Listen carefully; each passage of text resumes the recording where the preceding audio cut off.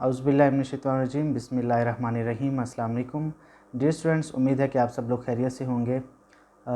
मैंने बहुत ट्राई किया है कि जो पिक्चर्स आप लोगों ने सेंड किए, मैं सब मटेरियल शेयर किया है, उसको किसी न किसी तरह वीडियो की शक्ल में जो है वो आप लोगों तक प्रोवाइड कर दिया जाए, but it's impossible for me. उसकी रीज़न ये है कि वीडियो के अंदर जब भी मैं उनको पुट करता हूँ तो उसकी रेजोल्यूशन की वजह से काफ़ी सारा हिस्सा उसका कट जाता है, तो इसी वजह से जो है वो नहीं बन पा रही वीडियो। तो यही मैंने फिर मुनासिब समझा कि वीडियो की शक्ल में ही आप लोगों के साथ डिस्कस कर लिया जाए। तो सबसे पहले हम पाकिस्तान के सकाफ़ती विरसा के अज्जा के ऊपर डिस्कस कर लेते हैं। इम्पोर्टेंट क्वेश्चन है, इसमें से ऑब्जेक्टिव, शार्ट क्वेश्चन और लॉन्ग क्वेश्चन बन सकता है कि पाकिस्तान के सकाफ़ती विरसा के अज्जा कौन कौन से हैं। पाकिस्तान के सकाफ़ती विरसा के बेशुमार अज्जा हैं, उनमें से चंद एक दर्ज झैल हैं। फ़न तामीर, फ़न मुसव्वरी, ख़ताती, फ़न मौसीकी, उर्दू ज़बान, दीनी अलूम, इस्लामी तालीम व तरबियत, शायरी, फ़न हर्ब, मेयारी इस्लामी कुतब। ये 10 पॉइंट हैं, मैं दोबारा से रिपीट कर देता हूँ। फ़न तामीर, फ़न मुसव्वरी, ख़ताती, फ़न मौसीकी, उर्दू ज़बान, दीनी अलूम, इस्लामी तालीम व तरबियत, शायरी, फ़न हर्ब और मेयारी इस्लामी कुतब। अब पाकिस्तानी कल्चर की खसूसियात क्या क्या हैं। सकाफ़त अरबी ज़बान का लफ्ज़ है जो सकफ़ से लिया गया है, जिसके लुग़वी मायने अक्लमंदी, महारत और दानाई के हैं, यानी तेज़ी से किसी बात को समझना। इसे हम क्या कहते हैं, सकाफ़त। इसलिए कल्चर इंसानी तजर्बात जिसमें मज़हब, रसूम, रस्म व रिवाज, रवायात, तर्जियात पर मुश्तमिल हर अमूर पर शामिल हैं। जमील जालबी सकाफ़त का दायरा बढ़ाते हुए मज़हब के अलावा मुआशरत, मादरी वसाइल, रसूम व रिवाज के अलावा ज़रूरियात ज़िंदगी के तमाम अवामिल को शामिल किया है। सकाफ़त को समझने के लिए किसी भी सकाफ़त को 2 हिस्सों में तकसीम किया जाता है। सकाफ़त को कितने हिस्सों में तकसीम किया जाता है, 2 हिस्सों में। सकाफ़त लफ्ज़ किस ज़बान से निकला है, तो ये सकाफ़त अरबी ज़बान का लफ्ज़ है जो कि सकफ़ से लिया गया है, सकफ़ से लिया गया है, और इसके मायने क्या हैं, अक्लमंदी या महारत, मीन के किसी भी बात को समझना, जल्दी से समझना, इसे हम क्या कहते हैं, सकाफ़त कहते हैं। अब सकाफ़त को कितने हिस्सों में डिवाइड किया गया है, 2 हिस्सों में। कौन कौन से, नंबर 1 कौमी सकाफ़त, नंबर 2 इलाकाई सकाफ़त। तो सबसे पहले हम देखते हैं कि कौमी सकाफ़त क्या होती है। कौमी सकाफ़त में मज़हब, जोग्राफियाई हालात, अक़वाम की नस्लें और समाजी तहरीकें शामिल होती हैं। कौमी सकाफ़त में मज़हब, जोग्राफियाई हालात, अक़वाम की नस्लें और समाजी तहरीकें शामिल होती हैं। नंबर 2 इलाकाई सकाफ़त। इसमें किसी खित्ता का तर्ज़ रिहाइश, आदाब, तआम, तरीक़ाए मेल जोल, रसूम व रवाज, खुर्दनोश की अशिया, खुशी व गमी की तकारीब और आदाब मजलिस शामिल हैं। यह सकाफ़त मुसलसल तग़य्युर पज़ीर के अमल में रहती है। पाकिस्तान की सकाफ़त इस्लामी सकाफ़त है, इसलिए पूरे पाकिस्तान की सकाफ़त को मरकज़ी सकाफ़त और इलाकाई सकाफ़त के तौर पर देखा जा सकता है। कौन कौन सी सकाफ़त के तौर पर देखा जा सकता है, मरकज़ी सकाफ़त और इलाकाई सकाफ़त। लिहाजा यहाँ हम मजमूई तौर पर पाकिस्तान की नुमायाँ खसूसियत का मुतालिया करेंगे। सबसे पहले हम देखते हैं मखलूत कल्चर। मखलूत कल्चर क्या होता है। पाकिस्तान के 4 सूबे हैं, यहाँ आने वाली अक़वाम अपने हमरा अपना अपना कल्चर लाती हैं। ये वो कल्चर है जो किसी न किसी हवाले से इस्लामी कल्चर कहलाता है। चूँकि पाकिस्तानी कल्चर एक इर्तिकाई कल्चर है, मीन्स कि इसके अंदर जो है वो नशोनुमा होती रहती है, जिसने अपने अंदर हर किस्म के कल्चर को समेटा हुआ है। इसे हम मखलूत कल्चर कहते हैं। अब देखें जो मखलूत कल्चर है ये क्या है हमारे पास, कि पाकिस्तान के अंदर बहुत सारी कौमें रहती हैं। उनका जो बोलना, उनका समझना, उनकी सकाफ़त, उनकी लैंग्वेज, उनका रिहाइश, उनका खाना पीना, ये सारी चीज़ें जो हैं वो एक दूसरे से डिफरेंट हैं, लेकिन ये सारी चीज़ें मिल के पाकिस्तानी सकाफ़त बनाती हैं। ठीक है जी। उसके बाद है मज़हबी हम आहंगी। अब ये काफ़ी सारे बच्चे मेरे से क्वेश्चन पूछ रहे थे कि सर ये किस तरह से होता है। देखें, मजहबी हम आहंगी से क्या मुराद है कि रवाबी, ताल्लुकात, आपस में मेल मिलाप, मिलना जुलना, काफ़ी सारी चीज़ें इसमें मेल मिलाप आ जाएगा। मजहबी हम आहंगी किसे कहते हैं? अब चूँकि पाकिस्तान जो है वो इस्लाम के नाम पे बना है, तो इस्लाम में जितने भी मुसलमान हैं वो आपस में भाई भाई हैं। अब पिछले क्वेश्चन में हमने मखलूत में पढ़ा है कि मखलूत कल्चर के अंदर डिफरेंट कौमें हैं, डिफरेंट रंगो नस्ल के लोग हैं, डिफरेंट लैंग्वेजेस के लोग हैं, ज़बानों के लोग हैं, उनका कल्चर डिफरेंट है, ये सारी चीज़ें उनकी डिफरेंट है। उनको क्या चीज़ आपस में एक करती है? उनका मुसलमान होना, ठीक है जी, और पाकिस्तानी होना। ये दो चीज़ें ऐसी हैं जो उनको इकट्ठा करती हैं। अब यहाँ पे हम मजहबी हम आहंगी को पढ़ रहे हैं तो इसीलिए इस्लाम का ज़िक्र होगा। मीन्स कि इस्लाम जो है तमाम नस्लों के लोगों को, तमाम ज़बानों के लोगों को, तमाम इलाके के लोगों को आपस में मिलाता है और उन्हें एक बनाता है। इसे हम क्या कहेंगे? मजहबी हम आहंगी। पाकिस्तान चूँकि इस्लाम के नाम पर हासिल हुआ, लिहाजा यहाँ हर फर्द भाईचारे, मोहब्बत और दीनी रिश्तों से बंधा हुआ है। ये नस्ली इम्तियाज़ रवा नहीं रखा गया। एक नस्ल के लोग दूसरी नस्ल में शादी ब्याह करते हैं, एक साथ उठते बैठते हैं, जो इत्तेहाद और मिली यकजहती और यगांगत का नमूना है। मीन्स के चाहे उनकी जो भी मर्ज़ी कौम हो, जो उनकी ज़बान हो, जो कुछ मर्ज़ी हो, जिस इलाके से उनका मर्ज़ी ताल्लुक़ हो, लेकिन मजहबी तौर पे ये आपस में भाई भाई हैं और ये चीज़ उन्हें एक दूसरे के करीब तर ले आती है। इसे हम क्या कहेंगे? मजहबी हम आहंगी। उसके बाद नंबर 3 पे है शहरी और देहाती यंगांगत।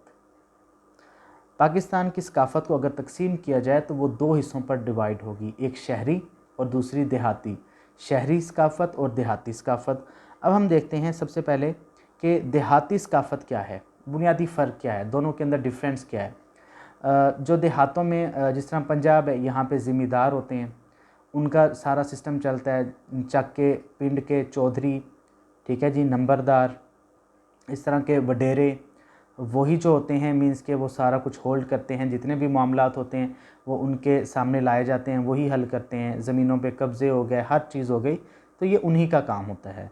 अगर हम सिंध की तरफ चले जाएं तो वहाँ पे वडेरों का राज है, जितने भी वडेरे हैं वही सब कुछ हैं, ठीक है जी। और अगर हम सरहद और बलूचिस्तान की तरफ देखें तो जितने भी कबायली इलाके हैं, कबायली इलाके, कबायली जितने भी वहाँ पे सरदार हैं, ये सारा सिस्टम, देहाती सिस्टम पंजाब के ज़िम्मेदारों, सिंध के वडेरों, सरहद और बलूचिस्तान के कबायली सरदारों के इर्द गिर्द घूमता है। इनके अलावा बाकी लोग कमी कहलाते हैं, उनको वो इंसान ही नहीं समझते। वो कहते हैं कि ये कोई कमतर नस्ल है, इन्फीरियर लोग हैं, गरीब गुरबा उनके सामने कुछ नहीं है, वही सब कुछ हैं, वही सब कुछ जो चाहें कर सकते हैं, ठीक है जी। तो बाकी लोगों को क्या कहा जाता है? कमी कहा जाता है, जो सरदारों के बिलमुकाबिल बैठने की जुर्रत तक नहीं कर सकते। इवन के जब वो मिलते हैं तो उनके डर और खौफ की वजह से उनके पाँव में बैठते हैं, उनके घुटनों को हाथ लगाते हैं। एक अदब का तकाज़ा एक अलग चीज़ है, लेकिन उनके दिल में डर होता है, खौफ होता है। इन सब बुराइयों की बुनियादी वजह ज़मीनी मलकियत है। अब जितने भी गरीब गुरबा होते हैं देहातों के अंदर आप चले जाएं तो जो वडेरे होते हैं, जो जागीरदार होते हैं, जो नवाब होते हैं, वो क्या करते हैं? ज़मीनें ऐसी दे देते हैं और कहते हैं कि आप लोग जब तक रहना चाहिए यहाँ पे रहें।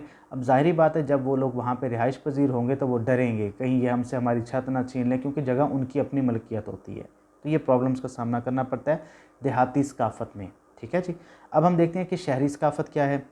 बड़े बड़े शहरों में चूँकि टेक्सटाइल्स होती हैं, मिल्स होती हैं, जॉब्स की अपॉर्चुनिटीज़ होती हैं, तो लोग क्या करते हैं? बड़े शहरों की तरफ मूव करते हैं। जितना भी मज़दूर तबका होता है वो बड़े शहरों की तरफ जाता है, ताकि वहाँ पर जाके वो अपनी रोज़ी रोटी का ज़रिया जो है उसको अच्छे तरीके से सरअंजाम दे सके। और जो बड़े शहरों में रहने वाले लोग होते हैं उन्हें भी मुलाजिमों की ज़रूरत होती है, तो इन दोनों का आपस में एक रिलेशनशिप डेवलप हो जाता है। मीन्स कि एक दूसरे के ऊपर ये डिपेंडेंट होते हैं, इन्हिसार होता है इनका। तो इससे क्या होता है कि जितने भी लोग होते हैं शहरों के अंदर रहने वाले, उन्हें मतलब होता है, मीन्स के जो काम करने वाले हैं उन्हें पैसों का लालच, और जो काम करवाने वाले हैं उन्हें काम का लालच। तो दोनों के अंदर कहीं ना कहीं पे सिमिलैरिटी मिल जाती है, वो आपस में एक दूसरे के साथ बातचीत कर सकते हैं एज़ कम्पेयर टू देहाती माहौल के, देहाती सकाफ़त के। जो शहरी सकाफ़त है वो कुछ ज़्यादा बेहतर है इस हवाले से। बड़े बड़े शहरों के अमीर तरीन लोग अपने कामों की गर्ज के लिए आम आदमी और आम आदमी अपने कामों के लिए अमीर लोगों के पीछे भागते दिखाई देते हैं। यानी शहरी कल्चर में किसी हद तक मसावात नज़र आती है, बराबरी नज़र आती है, जबकि देही कल्चर में ऐसा नहीं है। ताहम खुशी और गमी में दोनों नौइयत के कल्चर में यकसानियत है, एक ही हमें नज़र आते हैं। अक़लियतों को तहफ़्फ़ुज़। अब चूँकि पाकिस्तान के अंदर ईसाई, सिख, हिंदू और भी बहुत सारे जो मज़ाहिब हैं यहाँ पे मौजूद हैं, और ये लोग हमारे ही साथ मुसलमानों के साथ रहते हैं। मेजॉरिटी मुसलमानों की है, 98% 99% मेजॉरिटी जो है वो मुस्लिम्स हैं। तो उसके बावजूद यहाँ पे लोगों को कुछ नहीं कहा जाता, उन्हें किसी किस्म का कोई खौफ नहीं होता। वो अपनी इबादत कर सकते हैं, रसूमात सर अंजाम दे सकते हैं। उनके मंदिर हैं, उनके चर्च हैं, गिरजाघर हैं, तो वहाँ पे वो अपनी इबादत करते हैं, पूजा पाठ करते हैं, जो भी उनका होता है वो सब कुछ करते हैं। तो अक़लियतों को तहफ़्फ़ुज़ जो है वो दिया जाता है। इसके अलावा कौमी असम्बली में नशिस्तें हो गई, स्कूल्स के अंदर जॉब्स हो गई, यूनिवर्सिटीज़ के अंदर जॉब्स हो गई, एडमिशन्स हो गए, तो उनके लिए स्पेशल जो कोटा होता है वो मुकर्रर किया जाता है। तो इस तरह से आप लोग इसको कवर कीजिएगा, अक़लियतों को तहफ़्फ़ुज़ किस तरह से दिया जाता है। हिजाब व नक़ाब। अब चूँकि हम इस्लामिक एक सोसाइटी के अंदर रह रहे हैं, एक माशरे के अंदर रह रहे हैं, तो इस्लाम ने मर्दों के लिए ये पाबंद किया है कि आपकी औरतें जब भी घर से बाहर निकलें महरम के साथ निकलें। नंबर 2, और उनके सर के ऊपर उनकी चादर, दुपट्टा या फिर हिजाब आप समझ लें कि वो लाजमी होना चाहिए। हमारे इस्लामिक पर्सपेक्टिव के हवाले से जो है ये चीज़ है। पाकिस्तानी मुआशरे में मर्द और औरत का बेहिजाबाना मेल जोल नहीं होता, जो कि इस मुआशरे की बुनियादी खसूसियत है। मीन्स कि अभी भी शर्म हया किसी हद तक बाकी है। मुआशरे में शादी की तकरीब हो या किसी गमी की तकरीब, हर किस्म की तकरीब में औरतों और मर्दों के लिए अलग अलग इंतज़ामात किए जाते हैं, मिक्सअप नहीं होता। लेकिन आजकल के दौर में अगर हम देखें बड़े शहरों के अंदर जहाँ पे ओपन माइंडेड लोग हैं वहाँ पे मिक्सअप भी होता है, लेकिन ये चीज़ गलत है। इस्लामिक पॉइंट ऑफ व्यू की अब हम बात करते हैं, तो इस्लामिक पॉइंट ऑफ व्यू में, इस्लामिक पर्सपेक्टिव में मर्द और ख़वातीन का आपस में जो है वो इकट्ठे होना, ये जो है वो हराम है, ये ऐसा नहीं होना चाहिए। उसके बाद है पाकिस्तानी मुआशरे में औरत का मकाम। बहुत ज़्यादा जो है मकाम दिया गया है इस्लाम ने ख़वातीन को। देखें, अगर हम बात करें, हुज़ूर अकरम सल्लल्लाहु अलैहि वसल्लम के पास एक देहाती आया और उसने आके कहा कि या रसूलल्लाह सल्लल्लाहु अलैहि वसल्लम के ज़माना जहालत में, मीन्स कि इस्लाम लाने से पहले मेरी एक बेटी थी, मैंने उसकी उम्र जो थी वो तकरीबन 7 साल हो चुकी थी। पहले ज़माने के अंदर जितने भी लोग होते थे वो अपनी बेटियों को ज़िंदा दरगोर करते थे।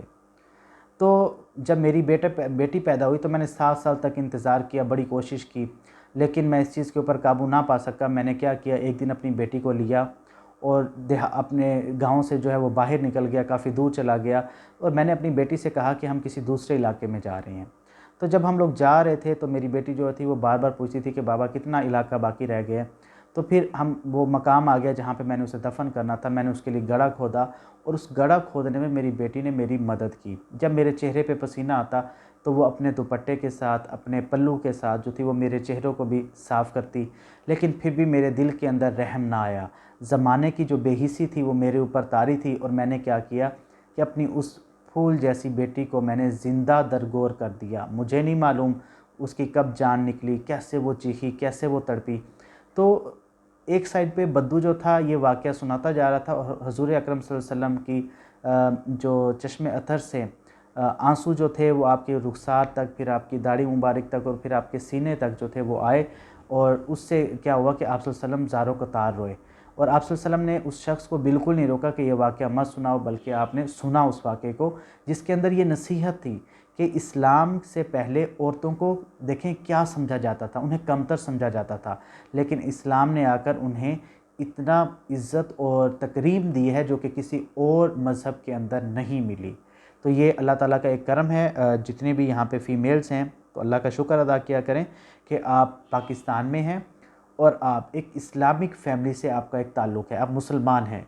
तो ये अल्लाह ताला का शुक्र है, और हुज़ूर अकरम नबी अकरम सल्लल्लाहु अलैहि वसल्लम की ये आमद की एक तरह से बरकतें हैं कि आज जो हैं वो बेटियों को इज़्ज़त दी जाती है, उन्हें जायदाद में से हिस्सा दिया जाता है। इस्लाम ने उनका बाकायदा तौर पे हिस्सा रखा है, वरासत में हर पहलू में, चाहे वो बहन की सूरत में हो, चाहे बेटी की सूरत में हो, चाहे बीवी की सूरत में हो, चाहे माँ की सूरत में हो, तो सबको अलग अलग मकाम दिया गया है। तो ये चीज़ आप लोग लिख सकते हैं इसमें कि पाकिस्तानी मुआशरे में औरत का क्या मकाम है। इसके बाद पाकिस्तान के फ़नून। पाकिस्तान के फ़नून हड़प्पा, मोहनजोदड़ो, ईरानी, यूनानी और वस्त एशिया के अलावा अरब सकाफ़त से लिए गए हैं। मीन्स कि ये मिक्सचर है, काफ़ी सारी सकाफ़तों का मिक्सचर है। रावलपिंडी और सरहद के करीब से मिलने वाले गंधारा सकाफ़त के जो आसार हैं, जो तहज़ीब के आसार हैं, गंधारा तहज़ीब के आसार फ़न संग तराशी को आज भी अहमियत हासिल है। मीन्स कि जो पत्थरों से चीज़ें बनाना, इसको काफ़ी अहमियत हासिल है। इसका देखी पाकिस्तानी इमारतों की अंदरूनी और बैरूनी हिस्सों की रंगो रोगन डिज़ाइन बनाना, नक्शो निगार करना, तस्वीरें बनाना, ये भी बड़ा मकबूल है। तो ये सारी चीज़ें पाकिस्तान के फ़नून में आ जाएंगी। इसके बाद जो सबसे इम्पोर्टेंट क्वेश्चन, अब हम उसकी तरफ चलते हैं। अब ये हमने जो क्वेश्चन डिस्कस किया है अभी, वो था पाकिस्तान के सकाफ़ती विरसा के अज्जा, पाकिस्तानी कल्चर की खसूसियात, पाकिस्तानी कल्चर के सकाफ़त को कितने हिस्सों में तकसीम किया गया, 2 हिस्सों में, कौमी सकाफ़त और इलाकाई सकाफ़त। फिर उसके बाद जो है पाकिस्तान की जो नुमायाँ खसूसियात हैं मजमूई तौर पर सकाफ़त की, वो है मखलूत कल्चर। उसके बाद मजहबी हम आहंगी, शहरी और देहाती यंगांगत, जिसमें हमने उसको 2 हिस्सों में तकसीम किया है, एक शहरी सकाफ़त को, दूसरी देहाती सकाफ़त को। उसके बाद अक़लियतों के तहफ़्फ़ुज़ को हमने डिस्कस किया है, हिजाबो नकाब के ऊपर हमने बात की है, पाकिस्तान में औरतों के जो है मकाम है उसके ऊपर हमने बात की है, और पाकिस्तान के फ़नून के ऊपर बात की है। तो ये क्वेश्चन इस तरह से, इसमें आपकी शॉर्ट क्वेश्चंस, आपके ऑब्जेक्टिव और आपका लॉन्ग क्वेश्चन ये प्रिपेयर हो चुका है। अब हम बढ़ते हैं दूसरे क्वेश्चन की तरफ, जो कि मोस्ट इंपॉर्टेंट है, करारदाद लाहौर, जिसे करारदाद पाकिस्तान का नाम भी दिया जाता है। मुस्लिम लीग का 27वां इजलास, कितना, 27वां, ये ऑब्जेक्टिव में आ सकता है। मुस्लिम लीग का 27वां इजलास 22 मार्च 1940 को लाहौर में मुनक्किद हुआ। इससे 2 रोज़ कबल पंजाब की सूबाई हुकूमत ने नीम फ़ौजी जमातों को गैर कानूनी करार देकर मखसूस वर्दी पहनने और मार्च करने से उन्हें रोक दिया, उसके ऊपर पाबंदी लगा दी गई। उससे खाकसार तंजीम को बहुत नुकसान हुआ। कौन सी तंजीम को? खाकसार तंजीम को। अब चूँकि पाबंदी लगाई गई थी, जो है आप यूनिफॉर्म नहीं पहन सकते, आप परेड नहीं कर सकते, आप असला बरदार नहीं हो सकते, तो खाकसार जो टीम थी इसने उसकी वायलेशन की, जो कानून था, जो रिस्ट्रिक्शंस थी, जो वहाँ पे उन्होंने इसकी तोड़ा, इस कानून को तोड़ा। वो लोग जो थे भाटी गेट लाहौर से उन्होंने रैली निकाली एहतजाजन, वहाँ पे स्ट्रेट फायर हुआ, और स्ट्रेट फायर होने की वजह से वहाँ पे 40 जो लोग थे खाकसार तंजीम के, वो मौत के घाट उतर गए। ठीक है जी। और इस वाक़े पर हुकूमत ने मुस्लिम लीग का जो ये इजलास होना था उसको मौखर नहीं किया, बल्कि पूरे टाइम पे ये जो था ये इजलास जारी रहा, और जो भी उसके अंदर डिटेल्स थी वो अपने अंदाज़े के मुताबिक इस इजलास में तकरीबन 50,000 से ज़ायद अफराद जमा हुए थे। कहाँ पे जमा हुए थे? ग्रेटर इकबाल पार्क, आजकल जिसका नाम है कि इकबाल पार्क, और उसका पुराना नाम क्या था जी? कि चलें ये आगे चल के हम डिस्कस करते हैं कि कौन सा जो था उसको हम इसको पार्क को क्या नाम दिया गया था जहाँ पे इसको हमने ये हुई थी करारदाद पास।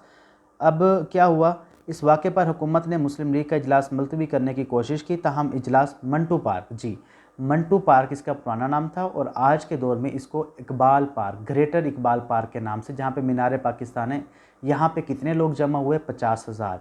कौन सी तंजीम को नुकसान हुआ? खाकसार तंजीम को। और कितने लोग मारे गए? 40 लोग। उनकी रैली कहाँ से शुरू हुई? भाटी गेट लाहौर से शुरू हुई। ठीक है जी, ये आपकी ऑब्जेक्टिव प्रिपेयर हो रही है इसमें। इजलास के पहले रोज़ कायदे आज़म समेत दीगर मुसलमान रहनुमाओं ने ख़ताब किया। दूसरे रोज़ 23 मार्च को बंगाल के मौलवी फ़ज़लुल हक ने एक करारदाद पेश की, जिसका मतन था दर्ज झैल है, आल इंडिया मुस्लिम लीग के इजलास की ये सोची समझी राय है कि इस मुल्क में कोई दस्तूरी खाका काबिल अमल या मुसलमानों के लिए काबिल कबूल ना होगा जब तक कि वो मदरजा झैल असूलों पर मुरतब ना दिए जाएँ, कि किसी भी किस्म का कानून हो, हमारे चंद एक असूल हैं, अगर वो उसके ऊपर पूरा उतरता हुआ तो फिर हम उस असूल को मानेंगे, उस कानून को मानेंगे, वरना हम नहीं मानेंगे। वो क्या शराइ थी? वो ये शराइ थी, जोग्राफियाई लिहाज से मुल्हिका इलाके अलग खिते बनाए जाएँ। जोग्राफियाई लिहाज से जितने भी इलाके हैं उनके अलग अलग खित्ते बनाए जाएँ, अलग अलग हिस्से बनाए जाएँ, उनमें जो इलाकाई तरमीम ज़रूरी समझी जाएँ, उनमें इलाकाई तरमीम ज़रूरी समझी जाएँ। इस करारदाद की हमायत और तायीद में चौधरी खलीकुज़्ज़मान, सैयद ज़ाकिर हुसैन, मौलाना अब्दुल हाद बदेवानी, बेगम मौलाना मोहम्मद अली जौहर, मौलाना ज़फ़र अली ख़ान, डॉक्टर मोहम्मद आलम, औरंगज़ेब ख़ान, सर अब्दुल्ला, हारून, अब्दुल हमीद ख़ान, इब्राहीम चंद रेगर, सर अब्दुल रऊफ़ शाह, नवाब मोहम्मद इस्माइल और काजी मोहम्मद ईसा ख़ताब किया। यूँ ये करारदाद अल्लाहु अकबर के नारों से मंजूर हुई। ठीक है जी, मीन्स कि ये कहा गया कि जितने भी इलाके हैं उनको उनके हिसाब से जो है वो डिवीज़न होनी चाहिए, जिसमें जाना चाहते हैं उनको उनके साथ शामिल किया जाए। पाकिस्तान जिस तरह ये हमारी रियासत भावलपुर है, इसका भी इसी तरह से ये हुआ था। करारदाद के मंजूर होते ही मुसलमानों के सामने एक वाज़ी मंजिल थी, एक वाज़े उन्हें रोड मैप नज़र आ रहा था कि हमने किस सिमत में जाना है। अब सियासी नारे पर इक्तफ़ा न था, बल्कि करारदाद के ज़रिए एक खित्ते का हसूल उनका ख्वाब बना, जो 14 अगस्त 1947 को मुकम्मल हुआ। मीन्स के पाकिस्तान की बुनियाद इस करारदाद ने रखी, जहाँ पे लोग इकट्ठे हुए, उन्होंने ये फ़ैसला किया कि हम अपनी अलग रियासत चाहेंगे और वो तमाम इलाके जो मुसलमानों के हैं वो मुसलमानों को मिलने चाहें, उन्हें आज़ादी होनी चाहिए। तो इसने जो हकीकी शक्ल जाके इख्तियार की थी, जो अमली जामा पहनाया, उसमें ये सारी शख्सियत जिनका मैंने पीछे ज़िक्र किया है, उनके अगर आप लोग नाम याद कर लें, ठीक है, नहीं तो चंद एक खुसूस जो नाम है, ख़ास नाम है, उनको लिख के आप लोग एक्सप्लेन कर दीजिएगा और आगे लिखिए दीगर शख्सियत का ये वर्ड आप इस्तेमाल करके इसको कंप्लीट कर सकते हैं। इधर हिंदुओं ने करारदाद लाहौर को करारदाद पाकिस्तान में बदल दिया। तंज़िया तौर पर अवाम की ज़बान पर करारदाद पाकिस्तान मशहूर होने लगा। किसकी वजह से? हिंदुओं ने। उन्होंने कहा ये तो करारदाद पाकिस्तान है, ये तो करारदाद लाहौर है ही नहीं। तो इस तरह से इसको बढ़ावा मिला। हिंदू प्रेस और अवाम के जज्बात भड़कने लगे। उन्होंने कहना शुरू कर दिया कि तकसीम भारत का मतलब भारत माता के टुकड़े करना है। मिस्टर गांधी जी ने अखबार को इंटरव्यू देते हुए कहा कि मेरा ख्याल है कि मुसलमान तकसीम को कबूल नहीं करेंगे। दो कौमी नज़रिया झूठ का पलंदा है। बरे सगीर के मुसलमानों की अक्सरियत या तो नौ मुस्लिम है, मीन्स के नई नई मुसलमान हुई है, या फिर नौ मुस्लिमों की औलाद है, मीन्स के नए नए मुसलमानों की औलाद है। एक बंगाली मुसलमान वही ज़बान बोलता है और एक बंगाली हिंदू भी। ज़ाहरी अलामत के अतबार से दोनों इम्तियाज़ शक्ल हैं। जबकि रोज़नामा हिंदुस्तान टाइम्स ने अपने इदारिया में लिखा कि तारीख़ ने हिंदू और मुसलमानों को एक कौम बनाया था, मगर अब किसी भी कौम को मुतमईन करने की खातिर हिंदुस्तान की वहदत को तोड़ना यानी कि लोगों की तरक्की और अमन व सुकून को बर्बाद करने के बराबर है। अब ये हिंदू पर्सपेक्टिव है। वो ये समझ रहे थे कि शायद हमारे जो इंडिया है, जो हिंदुस्तान है, उसके टुकड़े किए जा रहे हैं, यहाँ पे हिंदू माता की जो है वो एक तरह से हिस्से किए जा रहे हैं, जबकि ऐसा बिल्कुल नहीं था। दो कौमी नज़रिया था इसके पीछे कि मुसलमान और हिंदू दो अलग अलग कौमें हैं, दो अलग अलग मज़ाहिब के लोग हैं, ये टोटल एक दूसरे के एंटी हैं, मुखालिफ हैं। इसके पीछे ये मुहर्रकात थी, लेकिन हिंदुओं ने इसको उल्ट रंग देने की कोशिश की।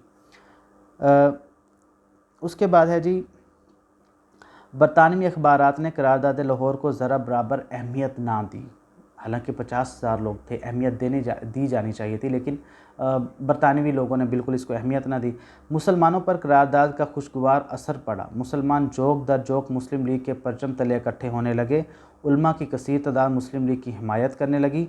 मौलाना शबीर अहमद उस्मानी की क़ियादत में जमीयत उलमा इस्लाम मुनज़्ज़म की गई। यहाँ तक कि वो मुसलमान जो पिछले दौर में मुस्लिम लीग की मुखालफत में थे, मुस्लिम लीग के अतात में आ गए। इजहार राय के लिए मुस्लिम लीग के पास अखबारात की कमी थी। चुनाचे तलबा ने हमीद निज़ामी की क़ियादत में नवाए वक्त का आगाज़ किया। नवाए वक्त का आगाज़ किसने किया? स्टूडेंट्स ने। कब किया? जब मुसलमानों के पास किसी किस्म की फ्रीडम ऑफ स्पीच या सोर्सेज नहीं थे अपनी बात को आगे पहुंचाने के। किस चीज़ का आगाज़ किया गया वहाँ पर? हमीद निज़ामी की क़ियादत में नवाए वक्त अखबार का एक तरह से बुनियाद रखी गई। अलीगढ़ के तलबा भी मुस्लिम रवायात को ज़िंदा करते हुए मैदान में आ गए। इस जोश व खरोश के अमल को देखकर गांधी जी परेशान होकर कहने लगे, हिंदुस्तान को तो जीते जी टुकड़े किया जा रहा है। मुंबई मुस्लिम लीग की सालाना इजलास मई 1940 को कायद-ए-आज़म पुरएतमाद करते हुए ऐलान किया कि कुदरत ने हिंदुस्तान को दो टुकड़ों में तकसीम कर रखा है, एक मुस्लिम हिंदुस्तान और दूसरा हिंदुस्तान। मरकज़ी असम्बली के हाल में कायद-ए-आज़म ने 19 नवंबर 1940 को ममालिक में जो है इसको आगे आगे जो है वो उसका सारा नक्शा पेश किया। अब ये हमारे पास क्या था, करारदाद लाहौर क्या थी। करारदाद लाहौर के अंदर तकरीबन 50,000 लोग मिंटू पार्क, जो कि आजकल अल्लामा इकबाल पार्क है, उसमें इकट्ठे हुए। उन्होंने एक करारदाद पेश की कि हमें अलग वतन चाहिए, हमें अलग जो है जितने भी जुग्राफियाई लिहाज से हमारे हिस्से बनते हैं वो हमें दिए जाएं, और जहाँ जहाँ पे मुसलमान हैं उनको आज़ादी राय दी जाए। जिसके ऊपर हिंदुओं ने इसके ऊपर काफ़ी रद्द अमल दिया, और लेकिन वो बेसूद गया और मुसलमानों के अंदर जो थी वो जान पड़ी। लोग जोक दर जोक जो है वो एक दूसरे के आगे पीछे जो थे वो मुस्लिम लीग में शामिल होते गया। तो इस तरह इस करारदाद ने एंड क्या हुआ कि 1947 को 14 अगस्त 1947 को इसने पाकिस्तान की शक्ल इख्तियार की। अब इसके बाद जो क्वेश्चन है, इम्पोर्टेंट क्वेश्चन, उसमें यह है कि पाकिस्तान में माहीगीरी, मछली पकड़ना, फ़िशरीज़ जिसे हम कहते हैं, इंसान के कदीम तरीन पेशों में एक पेशा मछली पकड़ना भी है। साहिल समंदर के करीबी लोग या दरिया के किनारे रहने वाले इस पेशे से मुंसलिक दिखाई देते हैं। चूँकि मछली हमारी ग़िज़ा का अहम जुज़्व है, इससे हम तकरीबन 20% प्रोटीन और ज़्यादा से ज़्यादा 12% चर्बी से कैल्शियम, फास्फोरस, लोहा और विटामिन ए डी हासिल कर रहे हैं। पाकिस्तान में मछली का इस्तेमाल बहुत ज़्यादा है। पाकिस्तान के साहिली समंदर और दरियाओं के किनारे पर रहने वाले लोग मछली का कारोबार करते हैं और इसको शिकार करने के बाद पाकिस्तान के अंदरूनी और बैरूनी इलाकों में इसे सप्लाई की जाती है, जिससे काफ़ी जो है मईशत के ऊपर भी अच्छा असर पड़ता है। अब पाकिस्तान जो है मछली बैरूनी ममालिक में मछली भेजने वाले बड़े ममालिक में से दूसरे नंबर पे आता है। मीन्स के सबसे ज़्यादा मछली जो दूसरी दुनिया को सप्लाई करता है वो पाकिस्तान दूसरे नंबर पे है। मछली के फ़ायदे क्या क्या हैं? एक तो रोज़गार मिलता है, नंबर 2 इससे तेल निकाला जाता है, घी निकाला जाता है, मीन्स के तेल ऑयल निकाला जाता है जो कि खाने में इस्तेमाल होता है, और उससे हम क्या है कि जिस्मानी कमज़ोरी दूर कर सकते हैं। इसके खाने से हमारे जिस्म में कैल्शियम, लोहा, विटामिन ए और डी के अलावा फास्फोरस भी मिलता है। मछली से हम मुल्क में गोश्त की कमी को पूरा कर सकते हैं। दूसरे जानवरों और परिंदों के गोश्त की निस्बत मछली का गोश्त उम्दा और सस्ता होता है। इस गोश्त से 13% से 20% प्रोटीन हासिल कर सकते हैं। तो ये हो गया जी अब आप लोगों का कि फ़िशरीज़, पाकिस्तान में फ़िशरीज़ का जो है वो अहम रोल। अब उसके बाद है Nehru committee, Nehru report. What was Nehru report? इस नेहरू कमेटी ने इलाहाबाद में बैठकर 3 माह के अंदर एक रिपोर्ट तैयार की। कहाँ बैठकर? इलाहाबाद में। कितने मंथ बैठकर? 3 मंथ बैठकर नेहरू कमेटी ने एक रिपोर्ट तैयार की। इसमें तजावीज़ दहली, मिसाक लखनऊ की धज्जियाँ उधेड़ी गई। ये रिपोर्ट जब मंजर आम हुई तो इसमें मुसलमानों के हकूक़ व मसाइल को अहमियत तक न दी गई। इस मौके पर मौलाना शौकत अली और मौलाना हसरत मोहानी ने मुसलमानों की पुरज़ोर नुमाइंदगी करते हुए नेहरू रिपोर्ट के जितने भी ऐब और नकाइस थे उनको बयान किया। इन दोनों जो कायद-ए-आज़म और मौलाना मोहम्मद जौहर इंग्लिस्तान गए हुए थे इन दिनों के अंदर, फिर उन्हें भी इस चीज़ के बारे में बताया गया। तो नेहरू रिपोर्ट क्या है कि ये जवाहरलाल नेहरू ने ये रिपोर्ट लिखी थी जिसमें मुसलमानों को बिल्कुल अहमियत ना दी गई। उन्होंने अंग्रेज़ों से यही कहा कि ये हिंदुस्तान हमारा है, ये हमें ही दिया जाए, इसमें कोई दो हिस्सों में इसको डिवाइड ना किया जाए, मुसलमानों को अलग से ना दिया जाए। ये एक रिपोर्ट थी जिसके ऊपर मुसलमानों ने काफ़ी शदीद रद्द अमल दिया था। उसके बाद है जी मिसाक लखनऊ। मिसाक कहते हैं मुआहिदे को। लखनऊ के अंदर जो मुआहिदा हुआ उसे हम मिसाक लखनऊ कहेंगे। 20वीं सदी के ज़माना बरसगीर में सियासी बेदारी का दौर था। मुस्लिम लीग के मकासद तब्दीली की वजह से हिंदुस्तान की सियासत के नए दौर में दाखिल हो गई। मुसलमानों का सियासी शऊर पुख्ता हो गया। हिंदुओं और कांग्रेस के अज़ाइम हिंदू जो थे वो हिंदुओं और कांग्रेस के अज़ाइम से मुसलमान बाखबर हो चुके थे। मुसलमानों की सियासी जमात मुस्लिम लीग ने हिंदुस्तान की तमाम अक़वाम से खुशगवार ताल्लुकात की बुनियाद डाली।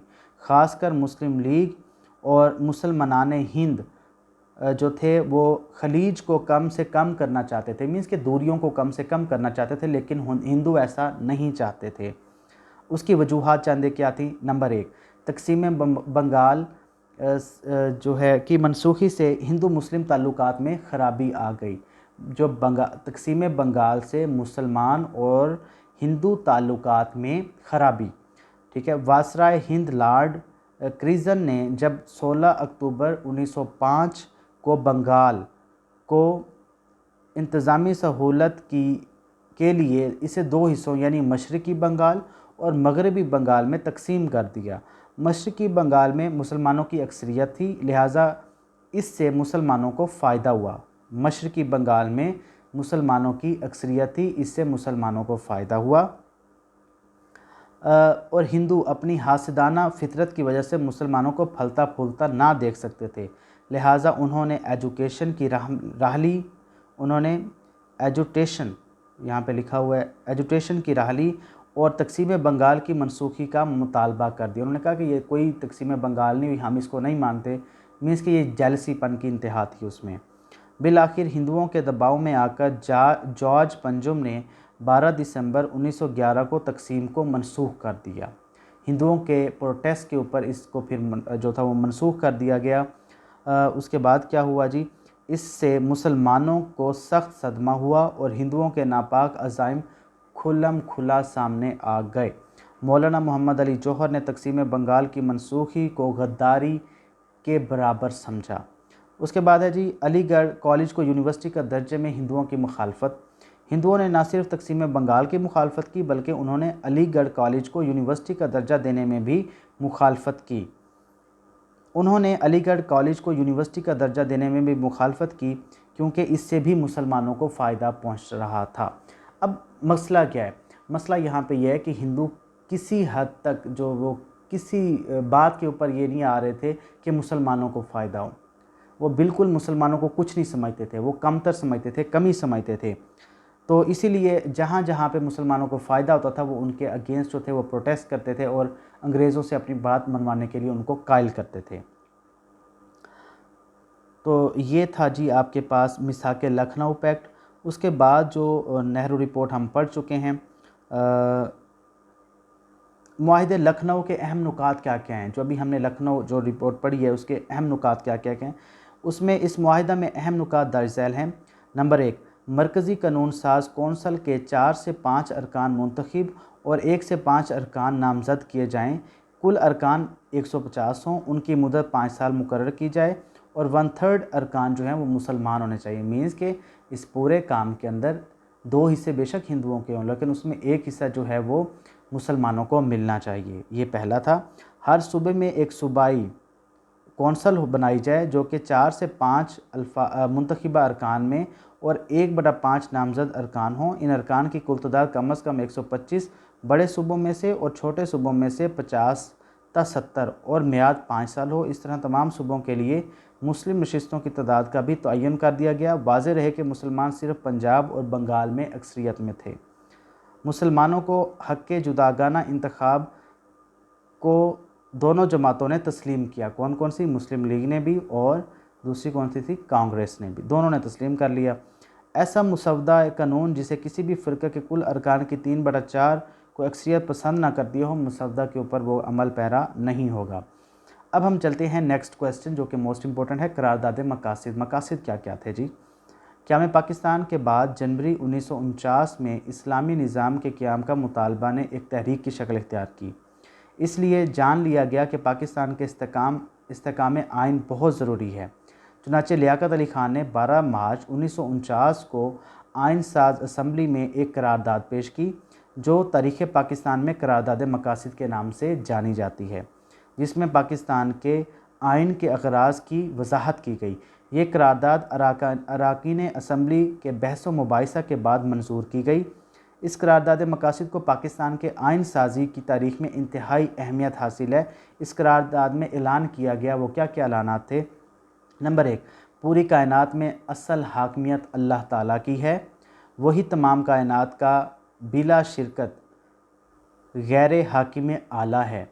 बग़ैर किसी शराकत दारी के कौन जो है वो हाकिम आला है? अल्लाह ताला की ज़ात। अल्लाह ताला की ज़ात जो है वो हाकिम है।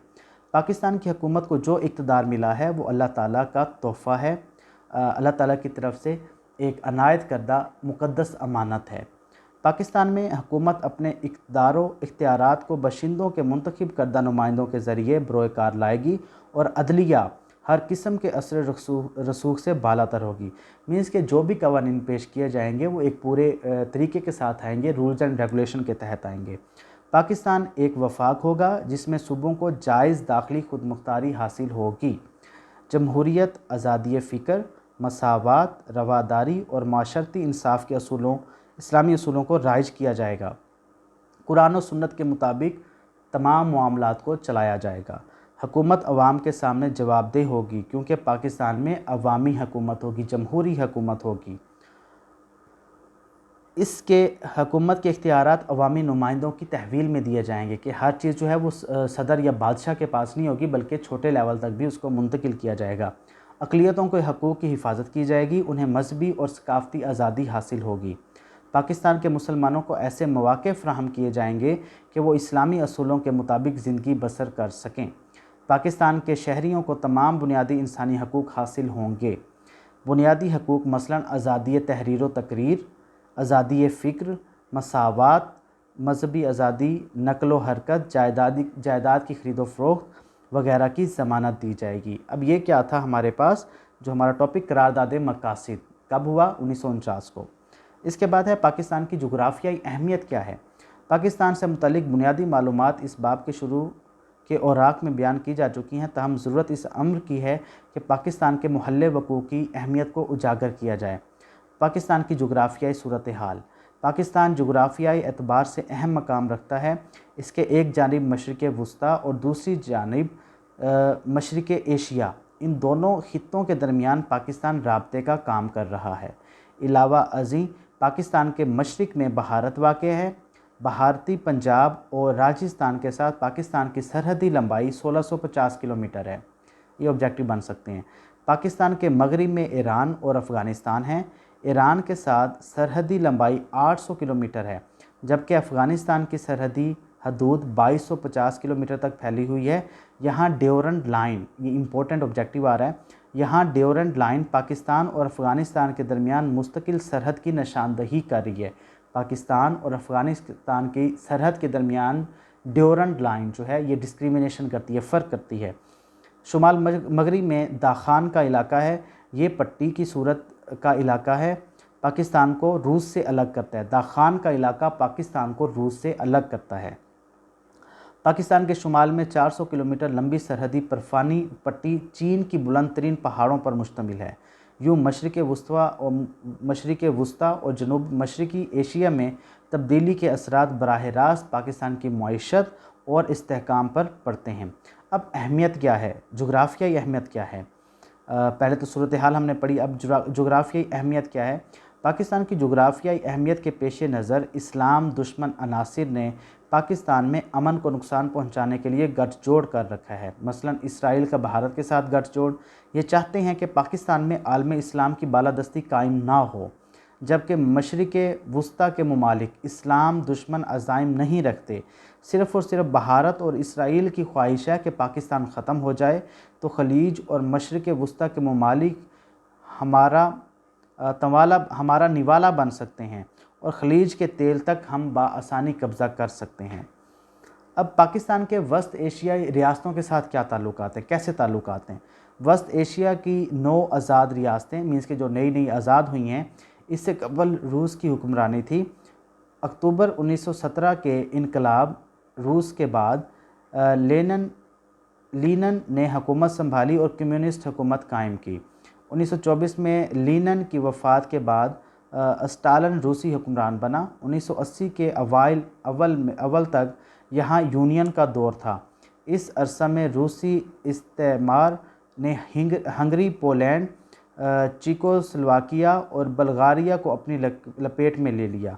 1970 की दिहाई में कम्युनिस्टों ने शुमाली वियतनाम में अमेरिका को शिकस्त देने के बाद 1979 में अफ़गानिस्तान पर चढ़ाई कर दी।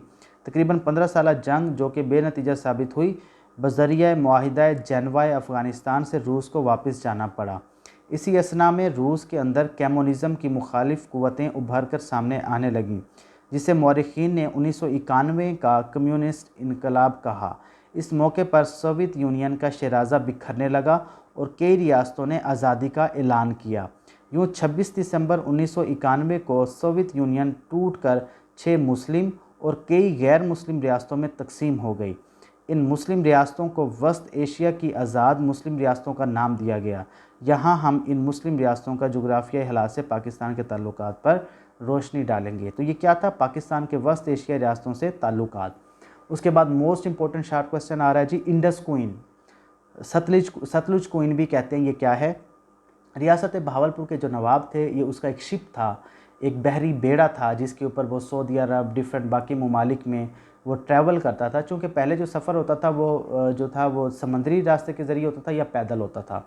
तो रियासत बहावलपुर के नवाब खान बहावल खान दोम ने 1867 में सऊदी अरब, बरतानिया, इंडिया के आने जाने के लिए एक आलीशान समुद्री जहाज़ तैयार करवाया। किसने करवाया? नवाब सादिक दोम ने। कब करवाया? 1867 1867 में नवाब सादिक दोम ने अपनी ट्रैवलिंग के लिए एक आलीशान किस्म का एक जो था वो जहाज़ तैयार करवाया। इसके अलावा ये जहाज़ ज़्यादातर दरियाए सतलुज में और दरियाए सिंध में मुल्तान आने जाने के लिए इस्तेमाल होता रहा है।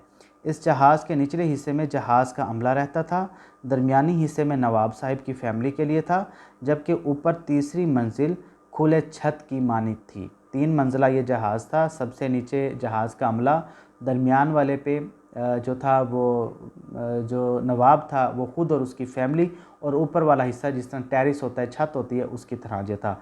तो इस जो बहरी बेड़ा था इसे क्या कहते हैं? इंडस क्वीन या फिर सतलुज क्वीन।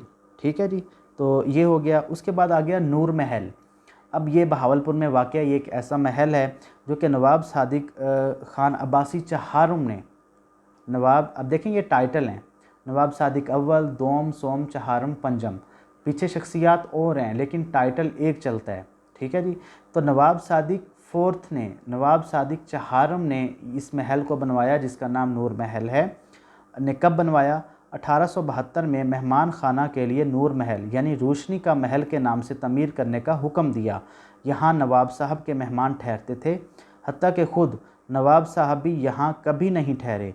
कायद-ए-आज़म मोहम्मद अली जिन्नाह, जुल्फ़िकार अली भुट्टो, मोहतरमा फ़ातिमा जिन्नाह जैसी शख्सियात यहाँ ठहरती रही हैं।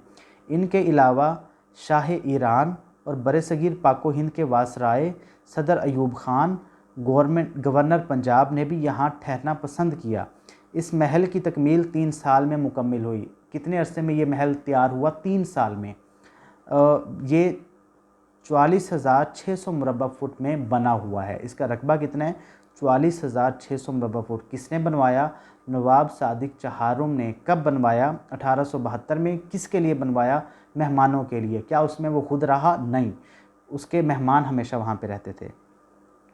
नूर महल दाल माश और चावल की आमेज़िश वाले गारे से बनाया गया है। मीन्स के दाल माश को अगर हम पीस लें और उसके साथ चावल को भी अगर हम पीस लें तो उनका आटा जो बनेगा उस चीज़ से वो बना हुआ है। इसकी रोशनी के 3 बड़े फानूस थे जिनमें रोशनदानों से रोशनी पड़ती तो पूरा महल दरबार महल जगमगा उठता था।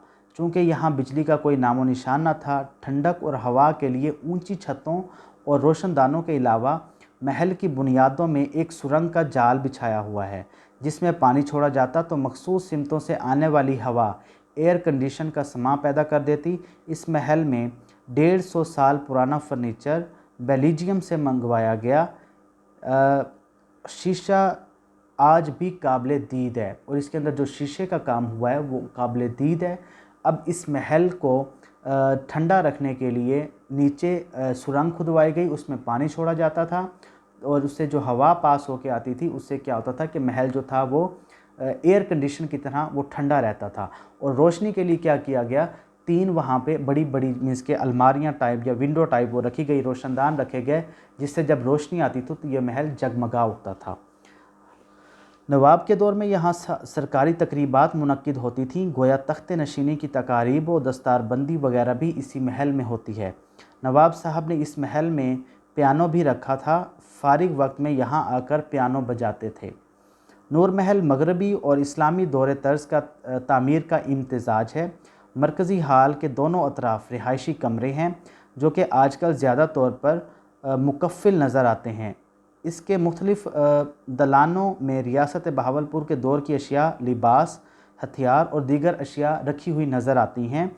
नूर महल के बारे में एक रवायत ये भी है कि नवाब साहब ने अपनी महल अपनी बेगम के लिए बनवाया था, मगर इस महल के करीब मलूक शाह कब्रिस्तान जो था वो पड़ता था और सिर्फ वहाँ पे जो मलका थी उसने एक रात क़याम किया, लेकिन जब वो कॉरिडोर से बाहर देखती तो उसे जो था वो मलूक शाह का कब्रिस्तान नज़र आया और उसने कहा कि मैं इसमें रहना बिल्कुल पसंद नहीं करूँगी। फिर उसके बाद गुलजार महल, बाकी महल जो थे उनको भी फिर बनाया गया। तो ये भी एक रवायत है कि जो नवाब की जो बेगम थी उसके लिए उसने तामीर करवाया, लेकिन उसे ये इलाका पसंद ना आया कब्रिस्तान होने की वजह से। और कौन सा कब्रिस्तान? मलूक शाह कब्रिस्तान होने की वजह से आपने सिर्फ एक रात क़याम किया। बाद में इस महल को मेहमान खाने के लिए वक्फ़ कर दिया गया। 1956 में रियासत बहावलपुर के इंज़माम के बाद नूर महल को महकमा औक़ाफ़ पंजाब ने अपनी तहवील में ले लिया। 1971 में पाकिस्तान आर्मी ने इसे लीज़ पर हासिल कर लिया। 12 अक्टूबर 1997 को पाकिस्तान आर्मी ने इस नूर महल को 11 करोड़ 90 लाख में ख़रीद कर इसे आर्मी ऑफिसर क्लब बना दिया, जबकि 2001 में महकमा आसार कदीमा ने इसे तारीख़ी आसार का दर्जा दे दिया। अब ये सारी इसकी हिस्ट्री है, ठीक है जी। तो ये हो गया। उसके बाद बहावलपुर रियासत की तमीर व तरक्की का बेताज बादशाह जो कि सर मौलवी रहीम बख्श कौन है जी? बहावलपुर की रियासत की तमीर व तरक्की का बेताज बादशाह है ये। 16 जुलाई 1861 में ज़िला करनाल के इलाका ठस्का के राजपूत घराने में आँख खोलने वाला रहीम बख्श बहुत सी खुदादाद सलाहियतों का मालिक था। सियासी बसीरत और दानिशमंदी के लिहाज से उनका शुमार हिंदुस्तान के चोटी के अकाबरीन में होता था। वासराय तक उनका एहतराम करते थे। आपकी मतवाज़ा, मिलनसार, आबिद, ज़ुहद, खुदा तरस, रहमदिल, हमदर्द, गमगुसार, मुखय्यर और नेक दिल इंसान थे। ये आपकी सिफ़ात बयान की जा रही हैं। आपके वालिद शाहनवाज़ ने इब्तदाई तालीम इस्माइल आबाद के प्राइमरी स्कूल से दिलवाई। आपने अपनी तालीम कहाँ से हासिल की? इब्तदाई तालीम आपने आपके वालिद शाहनवाज़ ने इब्तदाई तालीम इस्माइल आबाद इलाके से आपने प्राइमरी तालीम हासिल की। मैट्रिक का इम्तिहान नॉर्मल जो था वो स्कूल से पास करने के बाद 15 रुपये महीना की तनख्वाह पर अम्बाला और फिर छत्ता शाह बी के स्कूल दिल्ली के इलाके में कुछ मदरसा था उसके अंदर आप हो गए। सर चार्ल्स एचिसन ने 1870 में पंजाब के गवर्नर बने तो उनकी ख्वाहिश थी कि रऊसा के लिए अलग एक तलीमी इदारा कायम किया जाए। चुनांचे 1870 में ही अजमेर शरीफ के अंदर जो राजाकोट और लाहौर में सर मौलवी रहीम बख्श 17 साल हुकूमत रियासत के बेताज बादशाह रहे। आपने इस दौर में रियासत बहावलपुर को तरक्की की राह पर गामज़न करते हुए ना सिर्फ तालीमी इदारों का जाल बिछाया बल्कि शहर की बड़ी बड़ी सड़कें भी पुख्ता करवाईं। 1910 में खानपुर से चाचड़ियाँ तक रेलवे लाइन बिछाई। 1912 में जामिया उल अज़हर और दारुल उलूम देवबंद की तर्ज पर मदरसाए सदरो दीनियात कायम किया। 1925 में उसे तरक्की देकर जामिया अब्बासिया बनाया। रियासत बहावलपुर का पहला बैंक पीपल्स बैंक कायम किया। ठीक है जी। उसके बाद है जी जनाना हस्पताल जो कि कच्ची ईंटों से बना हुआ था को आज सिरे नौ पुख्ता तमीर करवाया, नए सिरे से उसको दोबारा तमीर करवाया। रेवेन्यू ऑफिस, रिकॉर्ड ऑफिस, मुहाफिज खाना और ख़जाना की नई इमारतें बनवाईं। जेल में कैदियों की इस्लामी तालीमात से रोशनास कराने के लिए एक इस्लामी मदरसा भी कायम किया। बहावलपुर शहर के लिए बिजली हासिल की। ये मेन पॉइंट्स थे जो कि सर मौलवी रहीम बख्श ने जिसे बहावलपुर की रियासत के तमीर व तरक्की के अंदर जिसने बहुत ज़्यादा काम किया, ये उसके बारे में है। उसके बाद आ गया जी टॉपिक आइन 1973 की अहम तरीन खसूसियात। तहरीरी आइन है। ये 6 जो है गोशवारों पर मुश्तमिल है। 370 या 80 आई थिंक, ये मुझे ये नहीं पढ़ने आते। 370 दफ़ात पर शायद ये मुश्तमिल है। इस्लामी दस्तूर है, इस्लाम के कवानीन के बिल्कुल मुताबिक है ये जी।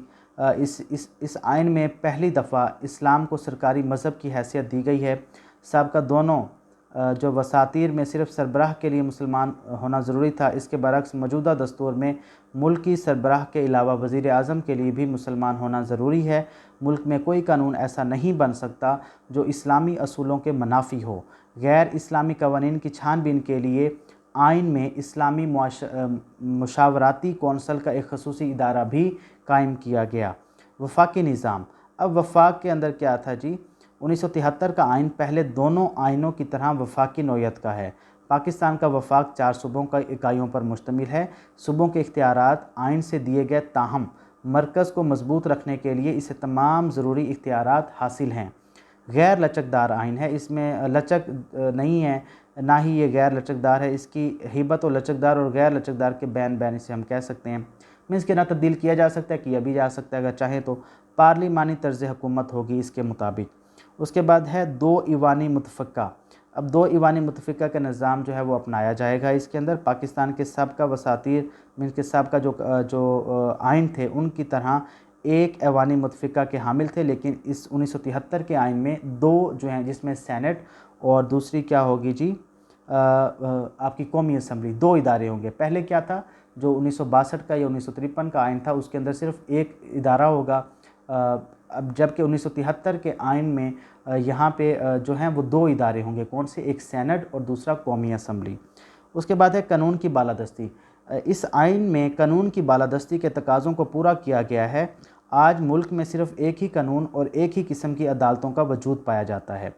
कानून शिकनी की सूरत में, कानून तोड़ने की सूरत में जो है वो सज़ाएँ दी जाती हैं। इसके बाद है जी 1973 के आइन की खसूसियात क्या क्या हैं।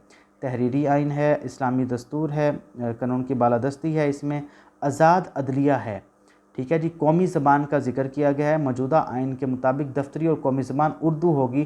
15 साल के अरसे में अंग्रेज़ी की जगह उर्दू को सरकारी दफ्तरी ज़बान की हैसियत हासिल हो जाएगी, जो कि अब तक नहीं मिल सकी। हिकमत अमली के लिए असूल बनाए जाएंगे। मुआशी अदल होगा, हर किसी को उसका हिस्सा दिया जाएगा। अक़लियतों को तहफ़्फ़ुज़ दिया जाएगा। बुनियादी हकूक़ की हिफाजत की जाएगी। सूबाई मुख्तारी होगी। फ़लाही रियासतें कायम की जाएंगी। इस्लामी नज़रियाती कौंसल होगी, जिसके मुताबिक जितने भी फ़ैसले होंगे वो कुरान और सुन्ना के मुताबिक होंगे। इस्तेहसाल का ख़ात्मा होगा। कोई एक गिरोह, कोई एक फ़र्द किसी दूसरे का हक़ नहीं मार सकेगा। इसे हम क्या कहेंगे? इस्तेहसाल का ख़ात्मा। आइन 1973 की इस्लामी दिफ़ात। ज़ुल्फ़िकार अली भुट्टो ने 1973 में आइन में पाकिस्तान की कुछ जो थी वो दफ़ात भी पेश की थी, जिसके मुताबिक यही था कि अल्लाह ताला की हकमियत होगी, जो भी सरबराह होगा वो मुसलमान होगा। तो ये चंद एक जो थे वो पॉइंट्स थे जो कि नहायत ही अहमियत के हामिल थे और आप लोगों के साथ ये डिस्कस करने थे। नहायत ही आसान चीज़ है, आप लोग बचपन से पढ़ते आ रहे हैं। अगर आप इस लेक्चर को 1 से 2 बार सुन लेते हैं तो आई होप कि आपके सारे पॉइंट्स जो इसमें से क्लियर हो जाएंगे।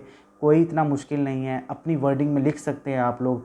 जस्ट इन पॉइंट्स को माइंड में रखते हुए आप लोग डिफरेंट और भी क्वेश्चन जो हैं वो आप प्रिपेयर कर सकते हैं। जिसमें एक और क्वेश्चन जो है इम्पोर्टेंट है कि ज़राई शोबा में जो है वो क्या क्या मुश्किलात हैं।